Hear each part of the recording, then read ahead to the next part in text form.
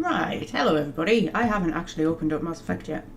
I just hit record and there was like, oh, we'll just start talking from here, shall we? Haven't even opened up the game. I don't have any baked goodies for you today, I'm afraid. For you. For you to watch me to eat, I mean, you know. I don't have any baked goodies today, but what I do have, hang on a minute, I'll just actually open up the bloody game we're meant to be playing. Tell you what I do have, I've got actual genuine McVitie's Jaffa cakes. Yeah, unpeel here. Are you feeling flush, Magpie? No, they were reduced to 95 bits. That's why I've forked out on actual McVitie's. Because they're so bloody expensive, aren't they? Normally. Bloody ridiculous. I don't know how anybody affords them. So if I ever have jackets, I'll probably rather have actual McVitie's jackets. And I'll be honest, this is a bit controversial. I think Lidl's own brand of Jaffa cakes are actually better than McVitie's. In fact, the last time I had McVitie's Jaffa cakes, I was actually surprisingly disappointed. I found them quite dry. That was a good long while ago, though. Let's see if they've improved any. What? Are you actually going to open? Oh, you have opened. You just didn't tell me about it. Resume! 2 seconds. My poor computer's screaming. They look quite dry, I'll be honest. They look quite dry. I can fucking rock that.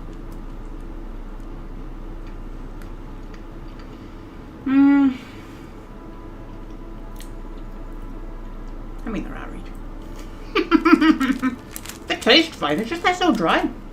And people say, oh, McVitie's Jaffa cakes are the only Jaffa cakes. You never have own brand Jaffa cakes. Little Jaffa cakes are nicer. So there you go. Press any key. Should I put the actual game up so you can see it? There we go.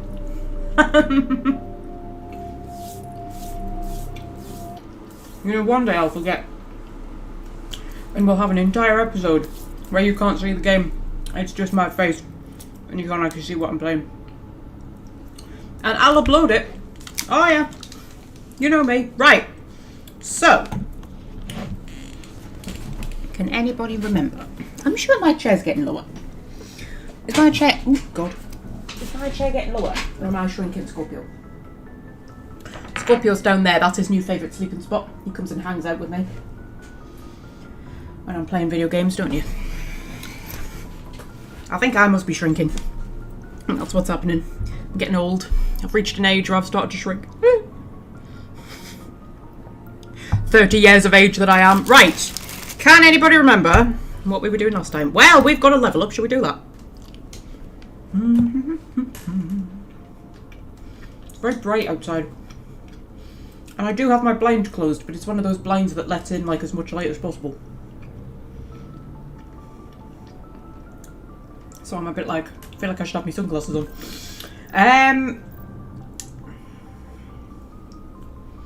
What do we fancy? Do you know what? I wouldn't mind putting some points into Intimidate. Because I'd like to be able to use more Intimidate options. It's really hard to get Renegade points, you know. If I take my face off for a minute, you can see how many Paragon points we've got. And then hardly any Renegade. And if you're doing a Renegade playthrough, you will end the game with like about probably half full of Paragon points. Unless you're like a complete arsehole. But like even picking every Renegade option. Just dribbled tea all down myself there. That was elegant, wasn't it? Even taking every Renegade option, like it's so hard to get Renegade points. And so much easier to get Paragon points. It's kind of irritating, I think. Anyway, or we could put more into our biotic abilities, because I do remember last time we died a lot, didn't we? I think that was the episode where we died a lot. It's hard to keep track sometimes because I'm playing it, but then I'm also like re-watching it after I've recorded it, you know what I mean? To sort of edit it, even though I'm not editing it properly, but you know, I do watch them back. So sometimes I'm like, was that the last one I played or just the last one I watched? But I think it was the last one where we died a lot. Hunting down Rex's armour that he hadn't told us about yet. Ooh! I just put hand cream on my hands before recording this. And that was some slightly hand cream tasted chocolate that I just licked off my fingers there. Chocolate with just a hint of Nivea. Yes, I remember that our biotic abilities were not very impressive. So throw is fine. I mean, we could get throw up to master, actually. In one level. Or we could get up to, like, more advanced unity. Oh my god, there's just too much choice, man.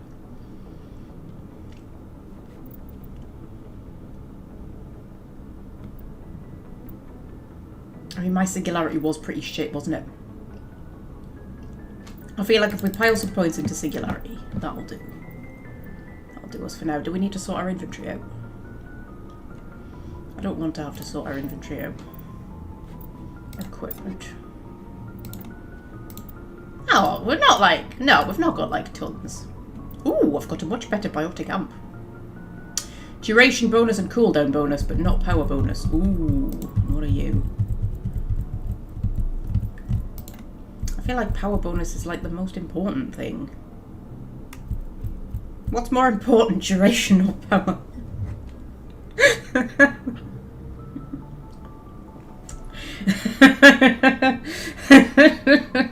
What do you reckon, girls? What do you fancy more, duration or power?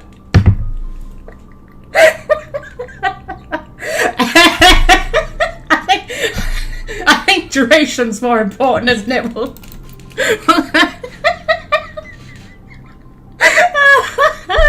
We'll get duration going on. Right, okay,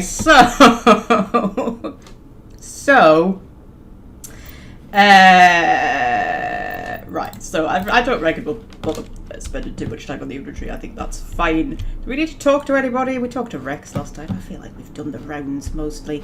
We haven't done any, like, main mission stuff, have we? Is the lift down here? I feel like the lift's not down here. Do I have to summon the lift? I'm getting confused by a lift.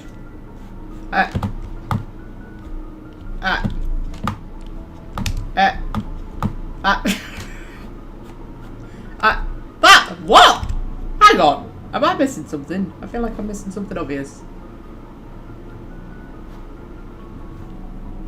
Oh, I'm confused. Where's my little lift control? Where's my lift control? Game, are you messing with me? Game, what's going on? Game, I'm confused. Right, I'm going to drop a quick save. And then I'm going to quick load, but I can't remember what the quick load button is. So, we'll do it the old-fashioned way. I'm defeated by a lift. Right. Are you there, little lift? Are you there? There we go! That was just the game having a moment. That's alright. Everything's fine. That never happened in the original, but there we go. I've nearly eaten all these Jaffa cakes. It's only 10. 10 Jaffa cakes in that packet. At 41 calories each. So, do some maths.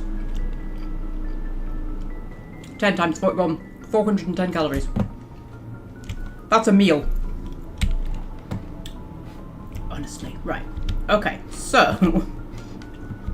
So. I don't know. What do we fancy doing? Do we fancy just going to another system? And seeing what we find? Or do we fancy doing some main mission stuff? I mean, I'm not keen on doing main mission stuff right at this moment, to be honest. Let's see where we are. So, we have done Argos Row, haven't we? That's on my little thing. Yes, we've done Argos Row. Okay, so where could we go from here? Well, there is Novaria down there. There's Gemini Sigma that we could go right around the houses to. There's Hades Gamma. Artemis Tau. We've done Artemis Tau, haven't we? We'll have. Voyager.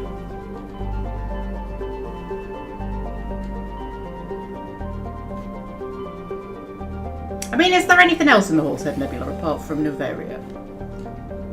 The Strenuous. Park's down there. There's nothing else. Sometimes they hide, you know. Sometimes I have missed systems before because they like just blend in with the nebulas or whatever.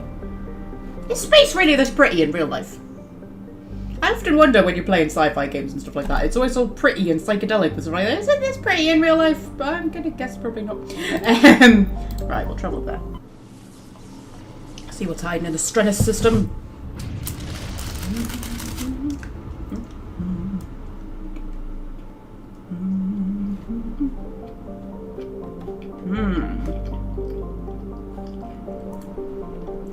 Okay. Ready for our little space lesson of the day? Right. Shrouded by a thick atmosphere of complex hydrocarbons, Yunthal, we'll say, has never been fully mapped. The surface is hot and completely covered by a global ocean of liquid hydrocarbons. I don't know what a hydrocarbon is, but apparently they can be liquid. There are indications of primitive organic life developing deep within the global ocean. Well, that's a bit exciting. We can survey it. Your scan uncovered an ancient deep space probe slowly orbiting Yunthal. Tally brought it on board, dismantled it, and found a League of One medallion hidden in its payload. Well, there you go. And Antatara? I'm going to say Antatara. Antatara is a standard hydrogen helium gas giant with traces of ammonia. Hydrocarbons in the atmosphere lend it a distinct brown tint. Well, and a gas deposit surveyed. Well, so many of these planets just disappoint me, you know. They just disappoint me. Trenlin, you look small. Or Trellin, I think. Trellin is a lifeless rock with a trace atmosphere of xenon and krypton. Its surface contains large amounts of iron and magnesium silicates. Due to heavily cratered terrain, starships are discouraged from landing. A Solarian religious cult claims a certain pattern of overlapping craters in the southern hemisphere resembles their goddess. That's a bit interesting, I suppose. It's teeny tiny, though. Look at it compared to the other ones. Absolutely teeny tiny. And, ooh, I can't land on it. Why can't I land on it? I should, that. If it's warning me of a level 1 cold hazard, I should be able to land on it. How would we say that? Zwain, maybe? Zwin? Something. Has a thin atmosphere of carbon dioxide and ethane. The surface is frozen, mainly composed of cobalt, with deposits of copper. Planet-side conditions are hazardous, with constant ice storms wrecking the surface. Why can't I land? Oh, do I have to wait to be able to land on it? Am I skipping ahead to places I shouldn't be yet? I don't remember that ever being a thing.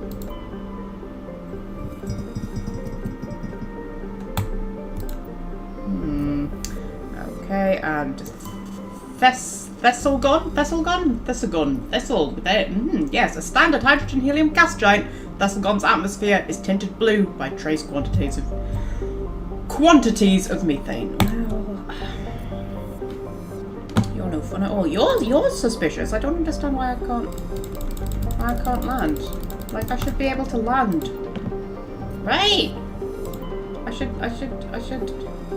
Yeah, because you can tell, because when they've got a picture of what the surface looks like, that means it's the one you can land on. And I can't land. Why can't I land? Well, that's a bit odd. We could go and do Novaria.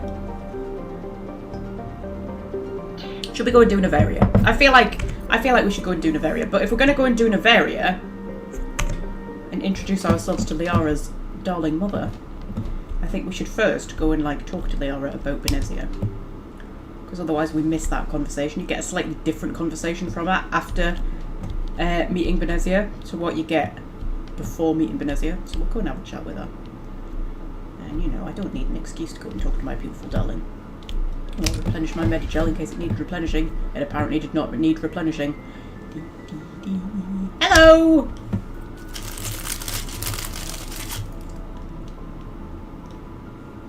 I get the feeling you want to ask me something, Commander. Okay. Now that's picking up from where we left off the last time. I've got a nasty feeling that that's the one where she starts to tell you that she has feelings for you. Which I think is weird, because she's spoken to me twice. Just gonna ask her about Benezia. Do you know why Benezia joined up with Saren? I don't understand it. She was always outspoken about the need for the Asari to become more involved in shaping galactic events. Maybe she thought allying herself with Saren would somehow be for the greater good in the long run. At least I hope so. Maybe she's just evil. Let's not say that. You sound troubled. This hurts you, doesn't it? None of this makes any sense to me. I have not spoken to Benezia in many years, but I know her. And this was not like her. Something changed. Okay. So, I mean, I think that her not speaking to Benezia in years isn't necessarily unusual for the Asari. This is the impression that I get, because when you dig into the lore, what little lore there is, so the Asari have 3 life stages, right? Maiden, Matron, and Matriarch, right? And these aren't just life stages that they, like, assign to themselves. You know what I mean? They are actually, like, fueled by actual, like, biological changes that go on, right? And when they're a maiden, which seems to be from about 0 to 300, well, I think they sort of, like, become adolescents at about 40. So, like, I say adolescent, like a young adult, like sort of 16-ish type age in human years, at about 40. So from then till about 300-ish, they are a maiden, which is what Liara is, because she's, what, 106, I think?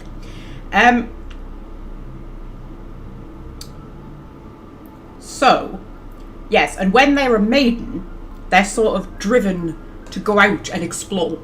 And Asari maidens are very, like, restless, and they want to, like, be out doing things and always moving and stuff like that. And then when they hit the matron years, that's when they get this impulse to, like, settle down. But it manifests differently in each Asari. Like, it might be, like, oh, start a family and raise daughters and that sort of thing. Or it might be, like, just, you know, settle down somewhere and just live somewhere more permanent, that kind of thing. And then when they become a matriarch, they're more sort of driven to, like, lead, I think, and become, like, community leaders and things like that. I mean, obviously, each Asari is different, and some will, like, never want to settle down, and some will never want to explore.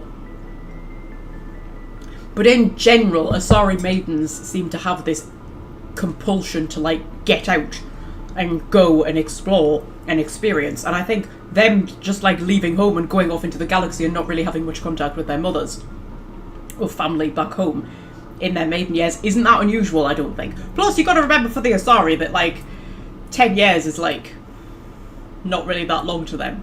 So if you haven't had contact with someone for, like, 10, 20 years, to them that's not really that long. Like, to us that would be quite a big deal, but to them that wouldn't really, you know, be anything. That would be like, you know, sometimes I can go 6 months without hearing from my mother, man. You know.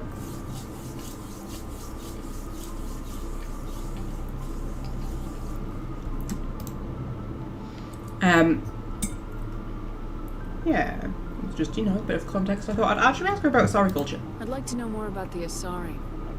We were the first species to discover the Citadel.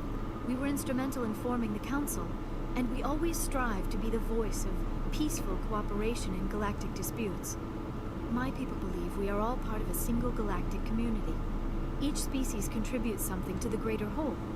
Although we seek to understand other species, it seems few of them seek to understand us.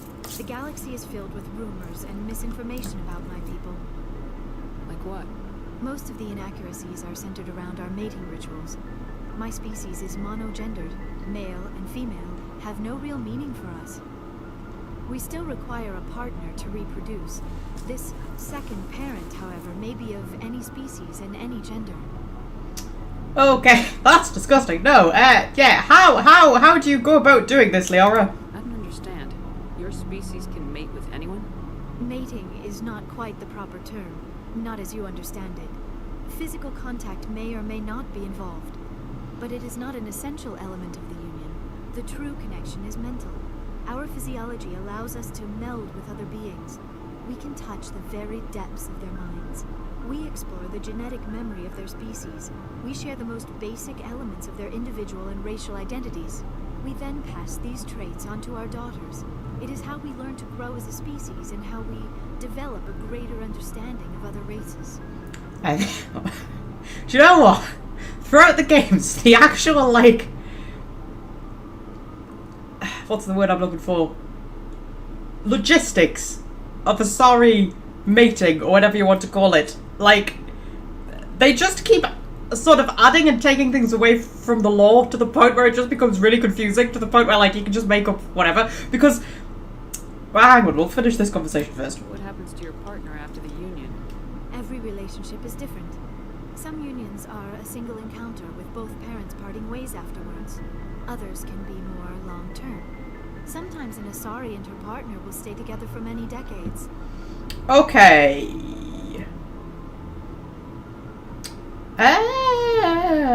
What about the age difference? You Asari live for 1,000 years. What happens when your partner dies? Few sapient species live as long as my kind. We have learned to take a philosophical approach to our unions. We do not focus on the inevitable loss of our partners. Instead, we enjoy the time we spend with them. And even after they're gone, a part of them lives on in us. The union is a connection that transcends both time and space. Do you know who Matriarch Benezia chose as her partner? She rarely spoke of her partner. Though I know my father, if you want to use that term, was another Asari. Okay. You can do that? You can mate with your own species to reproduce? Of course they can fucking do that, Shepard. Christ. Benezia never told you her partner's name? Union with our own kind is no longer common. Not for the purposes of reproduction. Most Asari believe it weakens our species. Asari daughters inherit racial traits from the father species. If both parents are Asari, then nothing has been gained, or so conventional wisdom would hold. I am what is sometimes called a pureblood. Though no Asari would ever be cruel enough to say the word to my face, it is a great insult among my people. It is possible Benezia's partner was embarrassed by their union. Oh, I don't think she was, love. Been too ashamed to publicly acknowledge me as her offspring. Oh, I mean, I've met her in future games, and trust me, I don't think so. Yeah, you don't know that. Maybe she wanted to meet you but couldn't. Something could have happened to her. Maybe she passed away. You might be right. I hope you are. But I have no way to know for sure. Benezia never spoke of her partner. Whatever happened, it caused her too much pain to dwell on it. She raised me by herself, though that is not uncommon. Many Asari raise their children alone, particularly if the father species is short-lived. Often the partner will pass on long before the child reaches maturity. Okay, I think that's what we can get out of it. Goodbye, Shepard. Okay, so... yeah, I don't know, the Asari are so interesting, because, like, when Liara talks about... I don't know, I think they...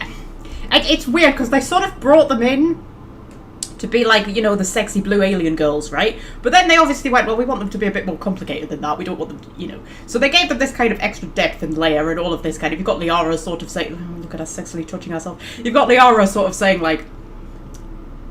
oh, it's all rumour and misinformation, this kind of thing, that we're just sexy women who roam around sleeping with everybody, right?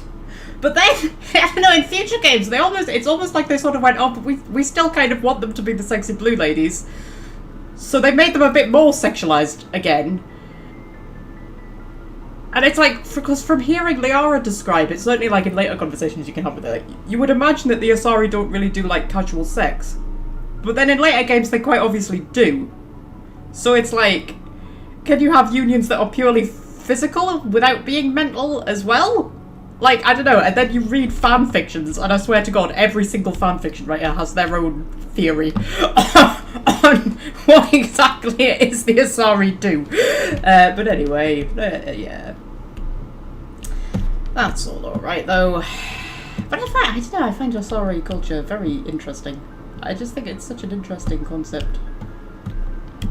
Like, you know, the whole thing, like, their whole attitude towards parenting and things will be completely different, because, like, they don't have this emphasis on who the father is.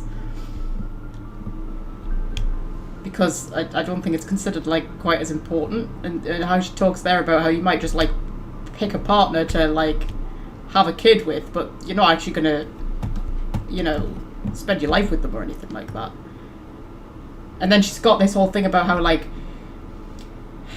it's taboo for two Asari to have a child together, but I don't think it's taboo for two Asari to, like, have a relationship together. So, like, you know, you could have two Asari who are married, but then they might choose other partners to reproduce. I don't know, it's just such an interesting kind of thing. They must have such a completely unique perspective on things like that compared to all the other races, and I just kind of like that. I like that. I think it's cool. Right, should we go to Niberia? Should we go and do some, like, actual proper, like, main mission stuff? Should we go and do some proper main mission stuff, Shep? What do you reckon? You up for it? Yeah? Okay, we'll do that. Whee! Scorpio's asleep down there. I'm going to let you have a little look. And let you have a little look at him. Ooh, look at him. I hope you can see him. You can see him there, right? Look at him. Bless his little cotton socks. Hello! They can see you! Hopefully, if I'm holding the camera in the right place. Put that back there. Ooh, I think that's the same place it was in. Let's say yes. Right, okay, so... have a little peek over here.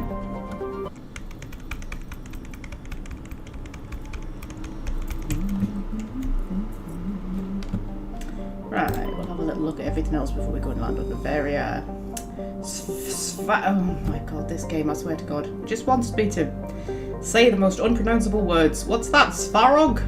Shall we say? It's a small but typical hydrogen-helium gas giant whose orbit lies quite close to the star. It is unusual for a star with a close-orbited gas giant to have a habitable world. Svarog is backed as only a gas giant, but its temperature, powerful winds, and high orbital velocity make it a poor candidate for helium-3 mining, while Novaria enjoys plentiful deuterium for its fusion plants.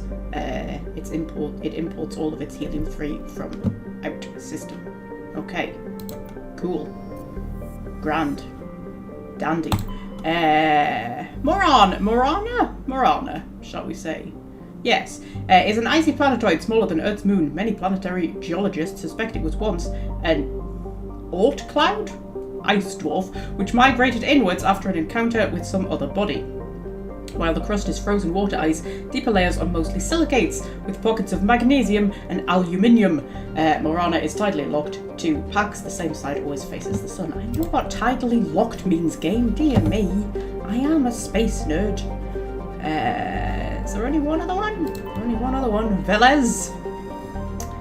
Has a thin atmosphere of xenon and krypton. Most other materials are frozen and fallen as snow. Its surface is composed of potassium with deposits of magnesium. While investigating the primitive anaerobic, shall we say, life of Velez, binary helix survey teams discovered a cunningly hidden anchorage of the ancient Krogan warlord Morrow. Many records and artifacts of the Krogan rebellions were recovered and sold at auction. The empty base is now abandoned. When were the Krogan rebellions? I need to put together like a timeline of the Mass Effect history. Because what I find so interesting is when you think that there'll be things that happened hundreds of years ago, that there are Asari and indeed Krogan walking around who lived through it. I always find that so interesting. Oh, I have a thing about long-lived characters. I don't know what it is. I find something particularly fascinating about characters in sci-fi and fantasy who are long-lived. So whether it be like a race who, like particularly long-lived, like lived for like centuries and centuries, and just lived through generations and wars and empires rising and falling and all of that. So yeah, whether it be like a whole race who are very long-lived, or like just one specific person, like, you know, the kind of Dorian Gray with the portrait in the attic. I've always been fascinated by that. Always been fascinated by this idea of having characters who are really long-lived. And I know in Assassin's Creed Odyssey, when Cassandra, or Alexios if you're boring and play as him, when she, spoilers, becomes kind of basically immortal and lives from like the times of ancient Greece up to, I think it's 2018 she eventually dies. A lot of fans were a bit pissed off about that. They thought it was a bit of a cop-out, making her like basically immortal. I loved it. I love that idea. And I love it when she turns up in Valhalla as well. Spoilers again. I just love that idea. I think it's so good. This like, I just love the idea of the lone, long-lived wanderer who just survives through all these, the rise and fall of so many empires and things like that. I find it just so interesting. It's just such an interesting concept. I don't know, there's something about it that just tickles my little imagination nerves, whatever they are. Right, scans of the planet, fellas. Revealed a small abandoned vessel. Your salvage team brought the ship on board and dismantled it, whereupon they discovered one of Matriarch Dylanarka's writings. Well, good for them. Okay, so, up to Novaria. Novaria doesn't get a picture, apparently. This never happened in the original. I swear to God! The Legendary Edition is buggier and glitchier than the original. Right, Novaria is a small frozen terrestrial world, barely habitable by conventional definitions. It is privately chartered by the Novaria Deployment Corporation, who lease out labs to perform research too dangerous or controversial to be performed elsewhere. Given Novaria's unique situation, it is the source of many wild conspiracy theories. I love a conspiracy theory. Colony founded 2163, population 361,400, capital Port Hanshan. It's not like a lot of people live there, really. Oh, my tea's all gone. I've got 30 tea. Approach control, this is the SSV Normandy, requesting a vector and a berth. Normandy, arrival was not scheduled. Our defense grid is armed and tracking you. State your business. Citadel business. We got a Council Spectre aboard. Landing access granted, Normandy. Be advised, we will be confirming identification on arrival. If confirmation cannot be established, your vessel will be impounded. What a fun bunch. I think I'll take my next leave here. Okay. Put my face back on. Just wanted to let the Normandy have its little cinematic bit there. Before I told you about my teabag situation. I've only got 30 tea bags left. I know. 30 tea bags, and I'm trying to work out if that gets me to, like, next payday. Not that I can't afford tea bags before next payday, but I try to budget things. So I'm only spending a certain amount on each thing each month, you know what I mean? I might have to go over budget to get tea bags. I mean, I cannot be living without tea bags, can I? Just, travesty. Travesty. Oh, this is why you watch this series, those little exciting updates of my life. You know, all three of you who are watching. You know what? I hear a lot of YouTubers make jokes like that when they're doing a series that, like, you know, isn't going to get the most attention in the world, and they go, oh, for all three of you watching, and for most of them, that's like, you know, it's a joke, because there will be, you know, a good few thousand people watching, even if it's not a very popular series. When I say it, genuinely, there are probably 3 people watching, if that, to be honest. One of them's probably me.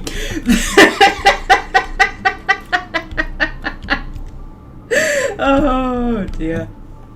That's alright, I don't mind. It's just everybody else just doesn't know what they're missing, do they? See?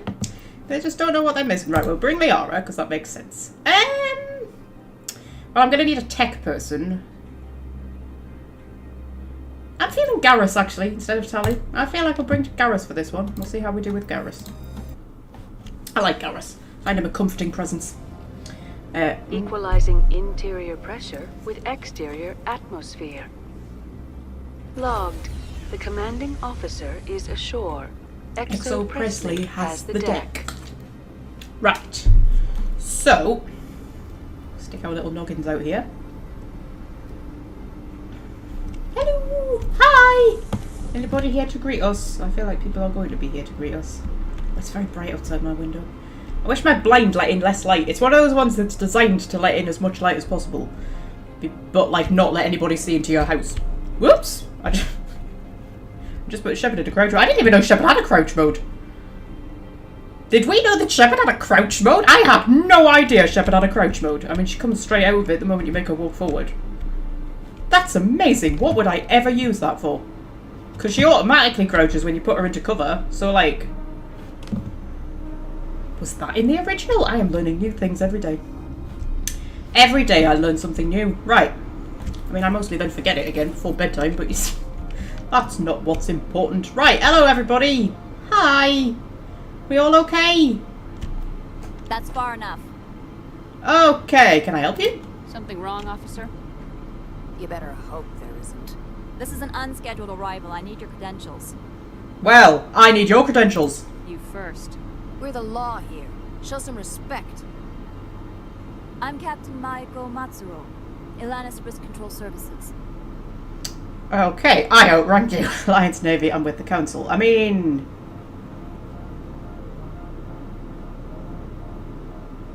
I am with the Council. I'm a Spectre. My name is Shepard.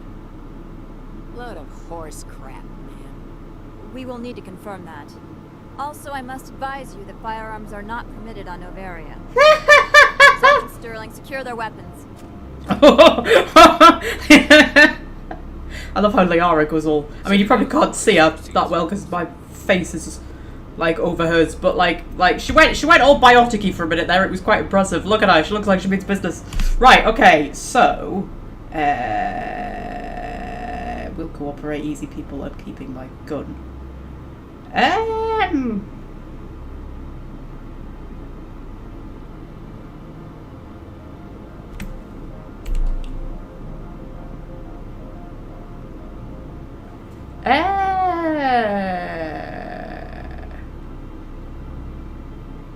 don't know why I'd be so paranoid about keeping my gun, to be honest. I was going to say I'm probably not expecting to have to shoot anybody, but you know, I am Commander Shepard. Yeah, I'm keeping my gun. Nobody takes my weapon. Charge and lock! We are authorized to use lethal force. You have to the count of 3 to surrender your weapons. 1, 2, 3. Captain Matsuo, stand down!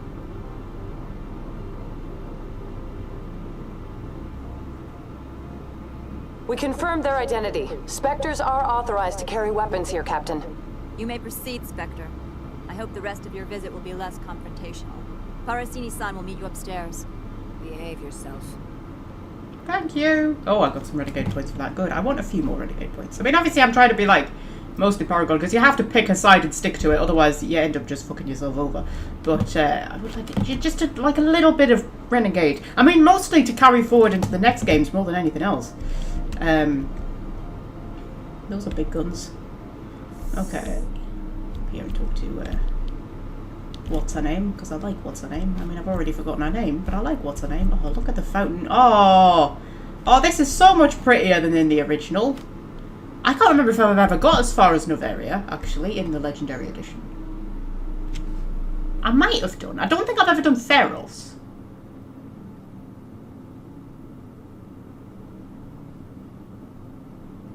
I can't remember. Have I ever got this far? I can't remember.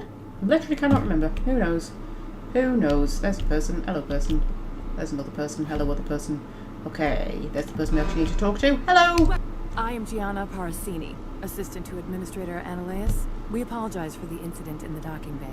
Oh, I don't think I have, you know, because I don't think I've seen Gianna look like that. She looks... I mean this in the nicest possible way, Gianna, but you look old, lass. However, you did not have grey hair in the original. Okay. I mean, not that there's anything wrong with that. I happen to quite enjoy an older woman. But, no. Okay. Thanks for getting us through. I appreciate your help. You're welcome. You understand our security chief was only doing her job. One of my duties is orientation of new arrivals. Do you have any questions?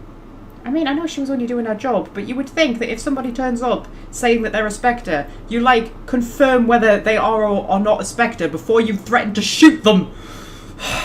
Right. Okay. Why so many guards? Pretty heavy security for such a small port.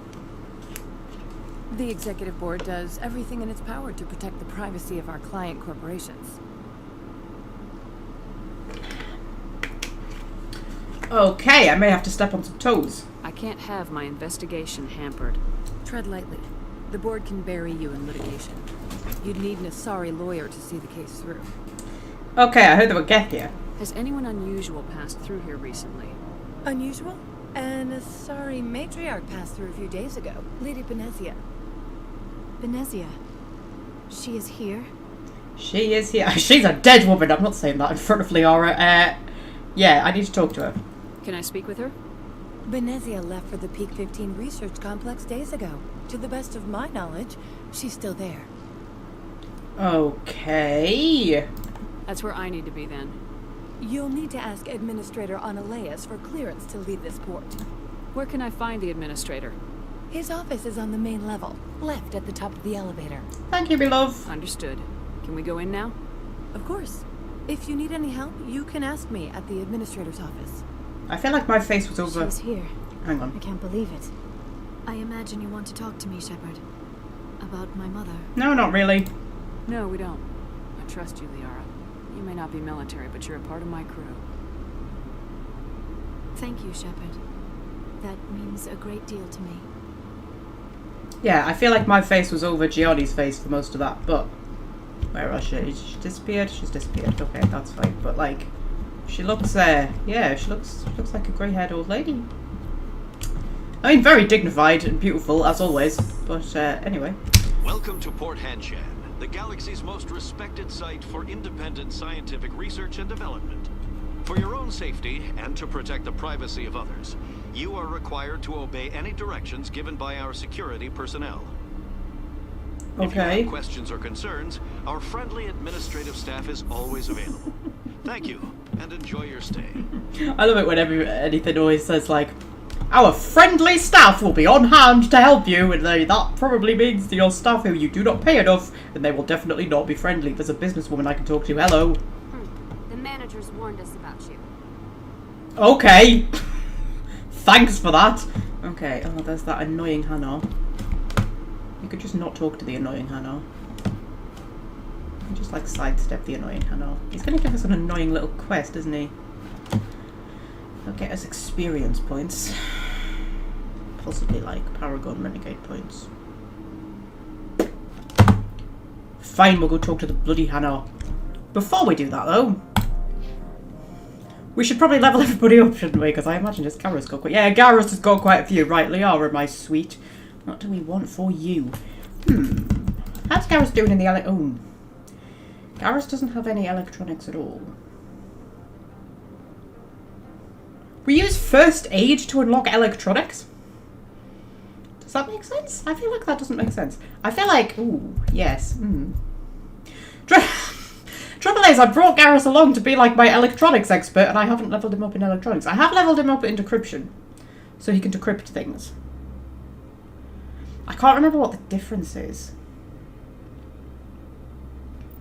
So decryption, yeah, lets you use the decryption skill to open secure objects. So that's like for opening crates and like locked crates and stuff. But the electronics increases the amount of hull restored when you repair the vehicle. Lets you use electronic skill to repair or bypass objects. Grants the overload ability, which shuts down enemy shields. Repair or bypass objects. Because I have it in my head that it's electronics that you need to... you know when you visit planets and there's like crashed probes and things like that? Debris for you to go and retrieve. Well, he's got 20 points, so I tell you what, we'll pop quite a lot in electronics. Since that is literally what you are here for, Garrus. To be our electronics person, and we'll pop a few more in decryption, and then...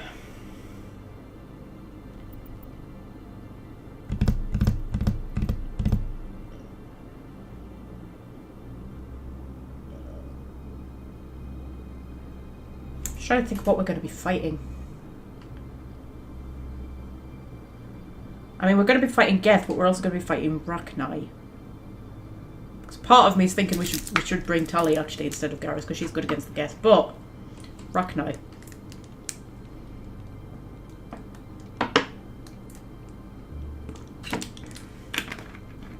And then quite a lot of the sorry commandos.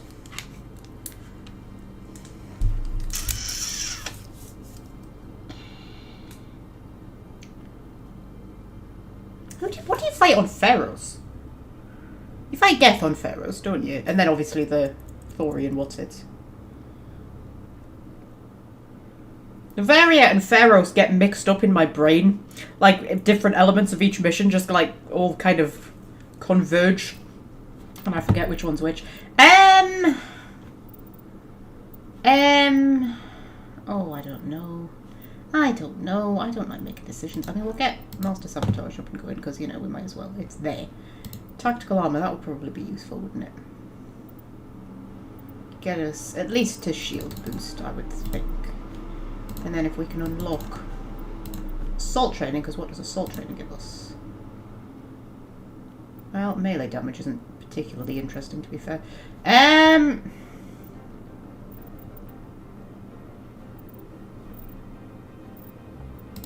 I'll give him some in sniper rifles and I'll give him one in assault rifles. There we go, that'll do. And then Liara, my sweet. What do we fancy? I mean, you are my first aid person, so I could get you first aid right the way up. Or I could get you biotics. Oh, I could get advanced lift going on.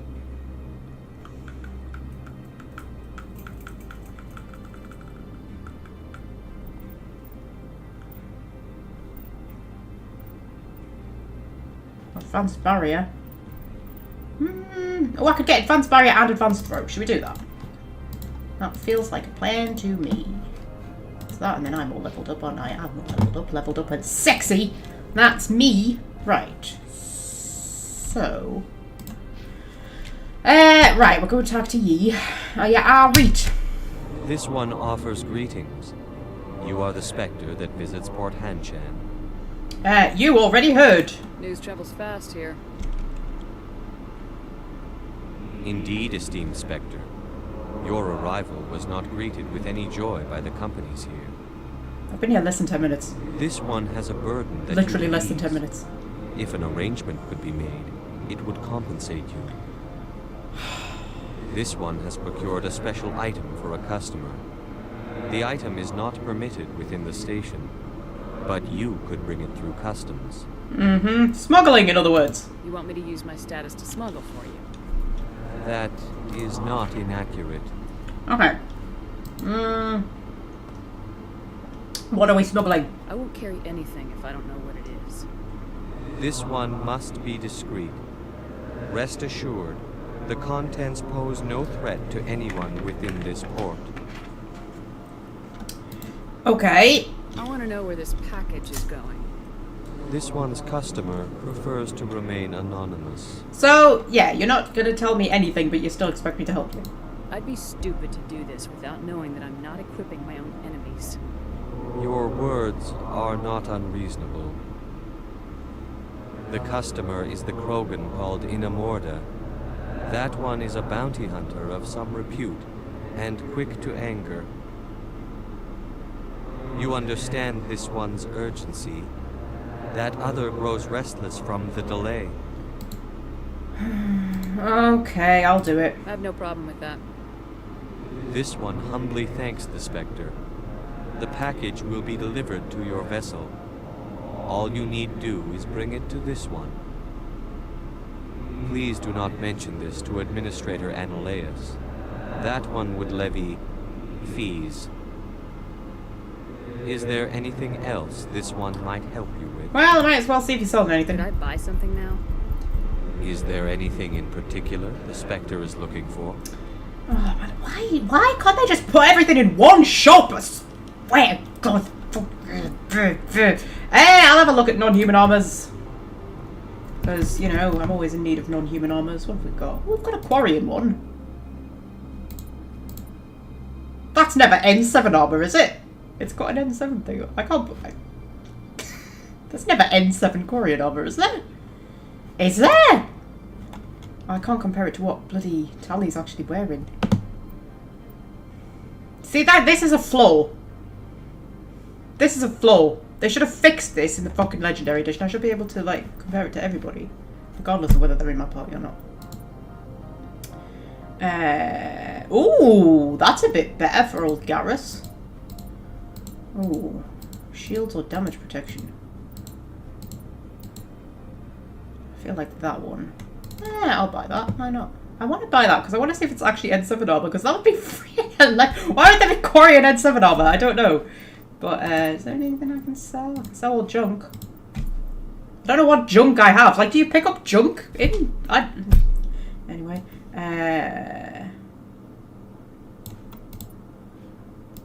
think that's like the boring one. Yeah, I will sell that. Omni tool. That's a boring one. We'll sell that.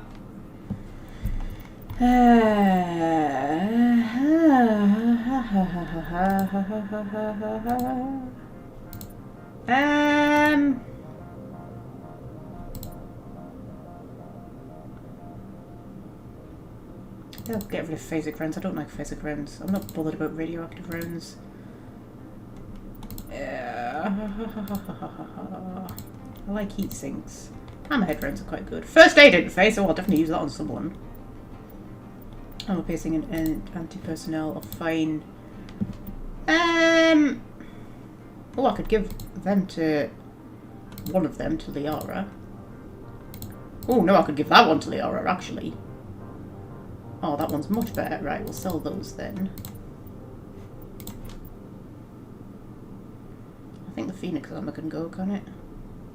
Oh, actually, it's quite good for the old tech and biotic stuff, like Liara could do with some Phoenix armor. The Phoenix one, the pink one, I think it is. I think the Phoenix one is the pink one.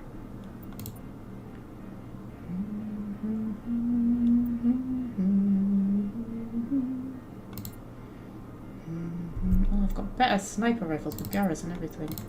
I've got 2 of them. What about you? No, that's rubbish.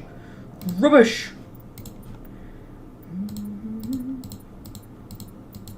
Get rid of that one.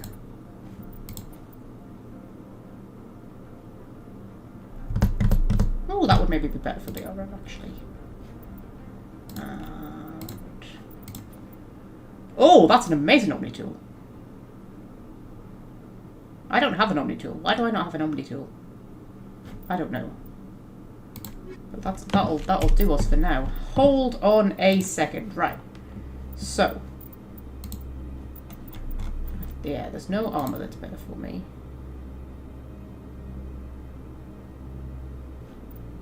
That's my biotic armor. No, I don't have an Omni tool. Oh, do you have to be like a tech person to have an Omni tool? I think you do. Oh, also I've got better shotguns and all sorts. Oh man. I haven't been paying any attention at all. That pistol's not interesting for me. But it's interesting for Liara. Liara can have that. And actually, I'll tell you what, while we're here, I'll put some nice armor piercing rounds on you. Because we'll be fighting Geth before we're fighting anything else. And then you can have some improved sighting. You can have an amazing Omni tool. Tech cooldown bonus. I think that would be better for Garrus, would it? I feel like that would be better for Garrus. But your biotic amp would be pretty cool. And then that armor. Yeah, that's the pink one. It looks quite good with her, though. I feel like the pink armor doesn't look good on many people, but it sort of complements Liara's skin tone, I think. Yeah, it's quite nice. You know, if you've been watching me for any length of time, you know the most important thing to me is that my squad mates look sexy. That's just always what I care about. And that's good for you. And then you can have... oh, I've only got 1 first aid interface. Oh, who do I want to have the first aid interface? I mean, I want it to be Liara because she's my girl. But who's actually more likely to get, like, damage? Shield recovery and hardening.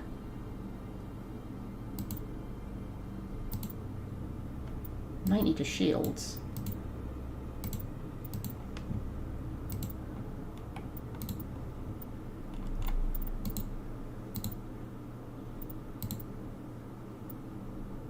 I'll give you the 90 to shields.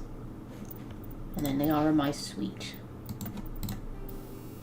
Actually, what first aid interface have I got? I feel like I've got a not so good first aid interface. Oh man. Right, I'll get first aid interface 3. And Liara can have first aid interface 1. There we go. Right, so you've got anti-personnel. Fabulous. Garrus, my suite. That's a shotgun. That's an assault rifle. Oh, do we think that's better? I feel like that one's better. You can have...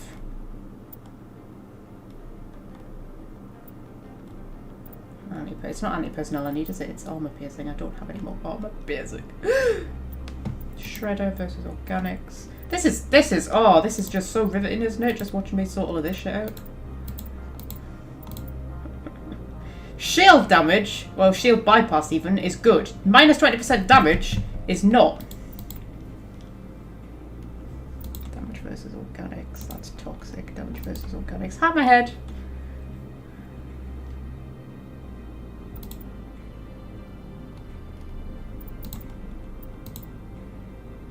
Okay, we'll go for the shield bypass. Even if it's minus 20% damage, but that's alright. Heat absorption, weapon stability, or heat absorption or weapon stability. For weapon stability. And then the old sniper rifle. Go for that one. And we'll go for...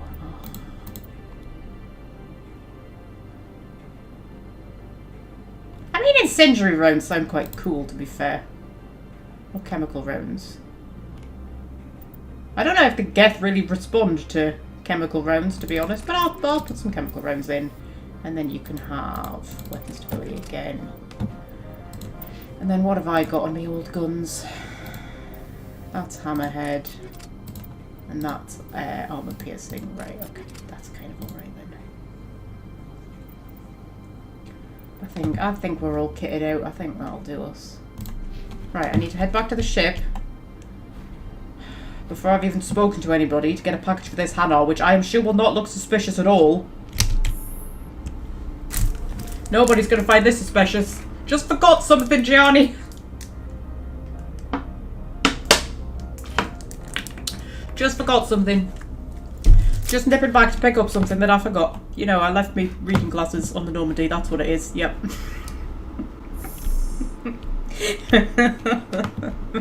Imagine if Shepard had reading glasses. That would be hilarious.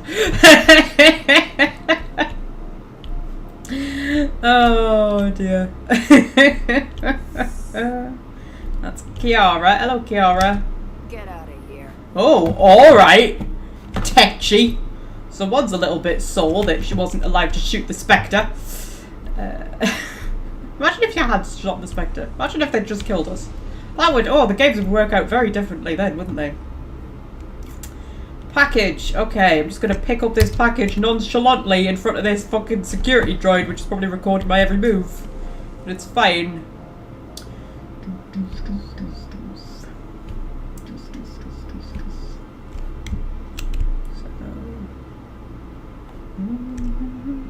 It is quite pretty. It's very Star Wars, this, isn't it? This looks like some kind of Imperial base, doesn't it? We need to play some Star Wars on the channel, I feel. I'm in a Star Warsy kind of mood at the minute, to be fair. I think I got into a Mass Effect-y kind of mood, and that's kind of propelled me into a slightly Star Warsy kind of a mood. I think Mass Effect is a bit Star Warsy, isn't it? It's not a comparison many people make, but I feel like it is a little bit. You've got the like space magic going on with the biotics and whatnot. It's got like the quirkiness. I mean, Star Wars is a bit more quirky, but you know, I kind of like it. I think the thing about Star Wars is I always find is that they don't really focus on the races very much, like what makes each race different from each other.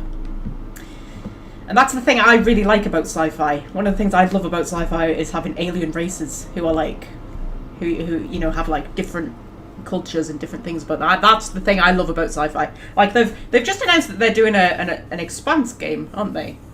And apparently it's a lot of Mass Effect fans are quite excited about it because it's, you know, the Expanse is a little bit Mass Effect-y. It has a slight Mass Effect-y kind of feel to it. So they're sort of saying, oh, it's going to be like the next Mass Effect. And I'm like, but there aren't aliens in the Expanse. Or at least not like a huge galactic community of them, like there is in Mass Effect. And that's the thing I love about Mass Effect, is the big galactic community. All the different races and how they sort of cooperate with each other, and all the, you know, the ways that they're all different and how they all fit together. Oh, that's the sort of stuff I love, man. Okay. Greetings, Spectre. Have you brought the package? Yes, I have. Here you are. The Spectre has done a great service for this one. From the deepness of light, it thanks you. This one promised compensation for services rendered. It humbly suggests that a sum of 250 credits would be most appropriate. Okay, I mean, cheap bastard. No, you needed me, love. Would you have had any chance of getting this past customs without me? You can be a bit more generous. The other's words possess the discomforting ring of truth. This one could raise the sum to 500 credits. That is half this one's profit taken by the other. It can offer no more. That's fine. That's thoughtful of you. This one is glad to have come to an agreement. Okay. I'm just browsing right now. This one awaits your return. Okay. One of the things I find interesting, right? So, you've got this Paragon Renegade system, right? But the Paragon Renegade thing is a personality thing. It's not a morality thing, right? Which is a thing a lot of people seem to not understand. When people, when people say they're doing a Renegade playthrough, and it's like, oh, I'm going to shoot Rex, and I'm going to kill the Rachni Queen and do all this terrible stuff. And it's like, no, Renegade isn't a morality thing. It's a personality thing. Like, you can be a good Renegade, but you can also be an arsehole Paragon. And sometimes, like, because when you have things like that, where you've got the blue option, which is the Paragon option, and you've got the red option, which is the Renegade option, right? They always lead to the same result. It's just the dialogue that's different, right? So if you pick, like, the Paragon dialogue option, which is actually, like, in blue, it's going to give you exactly the same result as whatever the Renegade one is, right? It's just the dialogue that's different. You just go about it in a different way, right? So you can be a good Renegade who always picks Renegade dialogue options but does all the good choices, right? But sometimes I think when you have a thing like that was kind of a Renegade thing to do. Or at least an immoral thing to do, to like demand more payment. That's not like a Paragon thing, but it was the Paragon option. I need to do a whole video about the breakdown of Paragon and Renegade and what they actually are. And Renegade isn't evil and Paragon isn't necessarily good. Because my Phoenix playthrough was us being a good Renegade, wasn't it? I need to do a playthrough where I'm like a bad Paragon. A Paragon who makes all like evil choices. I think that'll be kind of fun. Hello, God. ERCS God. Hello. You okay? You alright? Yeah? Having a good day? Having a good shift? You get to stand next to a pretty fountain. I mean, it must be quite boring just having to stand here all day, but you know. Hopefully you get to wander around a little bit. Did you get a good lunch break? Yeah? How long did they give you? How long shifts do you work? Do you work like 12-hour shifts? Like 8-hour shifts? Like, he's not interested, is he? No, okay. Oh man, oh that's quite the snowstorm going on out there. It's a little bit sexy that, I quite like that, that's quite cool. Quite enjoying that. Right, should we go and talk to Annaleus?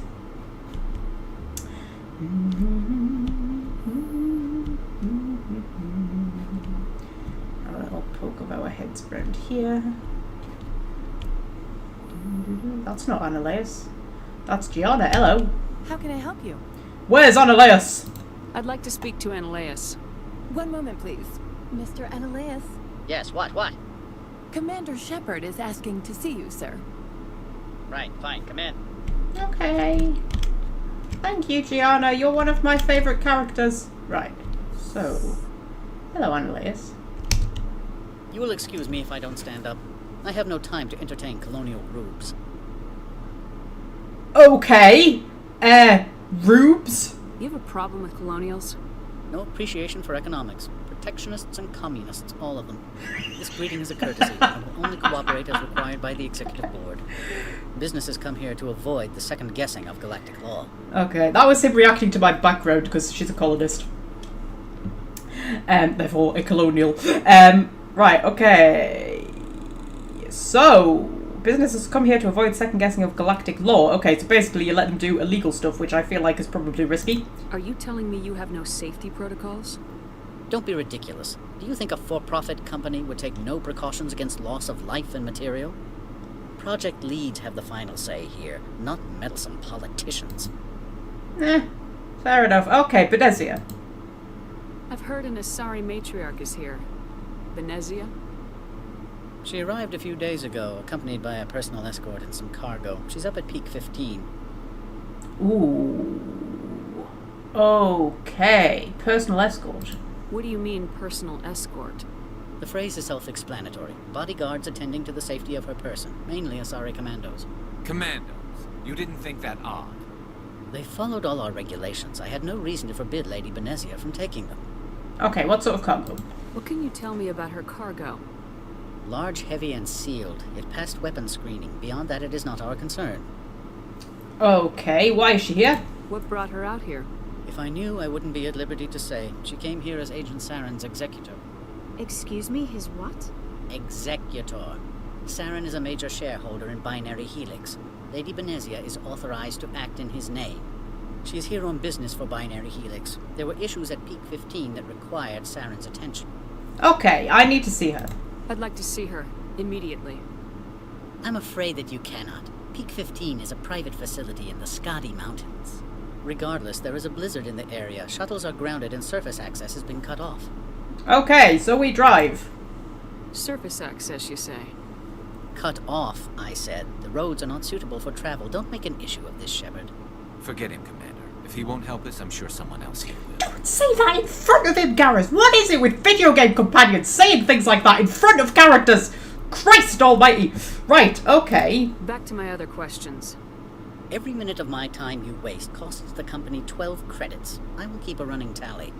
Oh my god, can you imagine making 12 credits a minute? Whatever a credit equates to. We worked out at work the other day. We actually sat down and worked out how much we make in a minute. It was, I think it was like 20 pence or something like that we make in a minute. It's very depressing. Right, okay, Saren. Do you do business with Saren? I believe I explained this already, did I not? He's a major investor in Binary Helix Corporation, which is one of Novaria's backers. Okay, is he developing weapons here? Is Binary Helix developing weapons for him? It's possible, given his interests. What our clients do in their labs is their business. Okay. I have no more questions at this time. Good. I received a dozen... Thank you, Your Honor. Okay. Dithered. Did you just say dithered? I do not dither. Commander Shepard does not dither. Who do you think you are? Right, okay, so... You've never worked in the corporate world, have you, Commander? You can't bludgeon through bureaucracy. Okay, I could see that. So it would seem. I need an alternative. Talk to Lorik Keen. You should be able to find him at the hotel bar.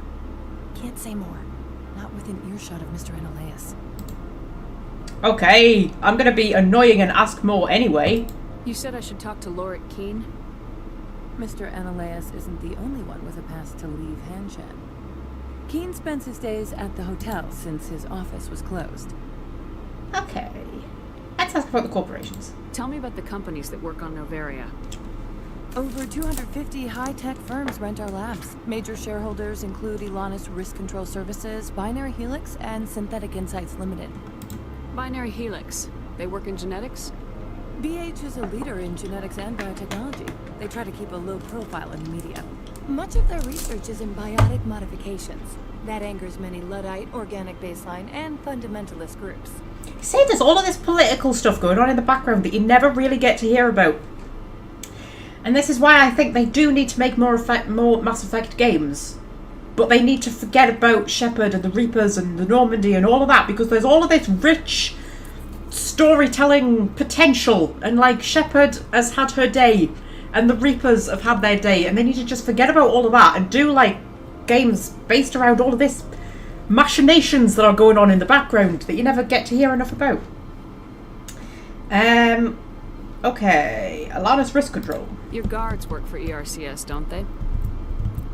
The executive board gets a discount on facility security. Elanis also develops lethal and non-lethal weapons. And Synthetic Insights. Haven't I seen Synthetic Insights in the news lately? They're one of only 4 corporations licensed by the Citadel Council to develop artificial intelligence. They attract many protests. No agitators have ever breached our security. That's why they invest heavily here.